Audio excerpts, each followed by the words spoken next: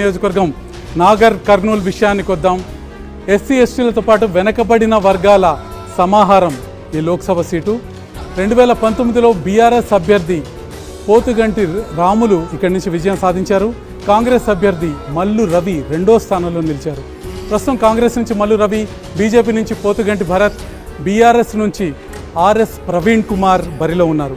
వీరిలో మల్లు రవి మాల సామాజిక వర్గం నుంచి ఉంటే పోతుగంటి భరత్, ఆర్ఎస్ ప్రవీణ్ కుమార్లు మాదిగ సామాజిక వర్గం నేతలుగా ఉన్నారు.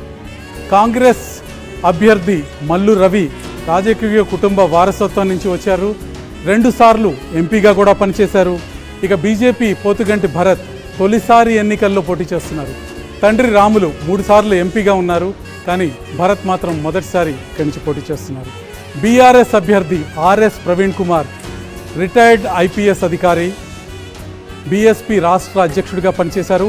ఇటీవల బీఆర్ఎస్లో చేరారు. బీఆర్ఎస్ తరఫున ఈ నియోజకవర్గం నుంచి పోటీ చేస్తున్నారు. ఈ నియోజకవర్గం నుంచి నాగర్ కర్నూలు నియోజకవర్గం నుంచి కాంగ్రెస్ విజయం సాధించే అవకాశాలు చాలా స్పష్టంగా కనిపిస్తున్నాయి. కాంగ్రెస్ విజయానికి దోహదపడే అవకాశాలు ఏంటో ఒక్కసారి చూద్దాం. మల్లు రవికి స్థానికంగా బాగా పట్టుంది. 2 సార్లు మల్లు రవి, 2 సార్లు ఆయన పెద్దన్న అనంతరాములు ఇక్కడి నుంచి ఈ నియోజకవర్గం నుంచి ఎంపీగా విజయం సాధించారు. ఇక బీఆర్ఎస్ అభ్యర్థి ప్రవీణ్ కుమార్ ఆఖరి నిమిషంలో పార్టీలో చేరి టికెట్ తెచ్చుకున్నారు. ఆయన చాన్నాళ్ల పాటు సిర్పూర్ అసెంబ్లీ మీద ఫోకస్ చేశారు. నాగర్ కర్నూలులో పెద్దగా ఆయనకి ప్రాతినిధ్యం లేదు. బీఆర్ఎస్ టికెట్ దక్కపోవడంతో బీజేపీలో చేరిన రాములు తన కొడుకుని బరిలో దింపారు. అయితే పెద్దగా భారతీయ జనతా పార్టీ నియోజకవర్గంలో ప్రభావం చూపించలేకపోతుంది.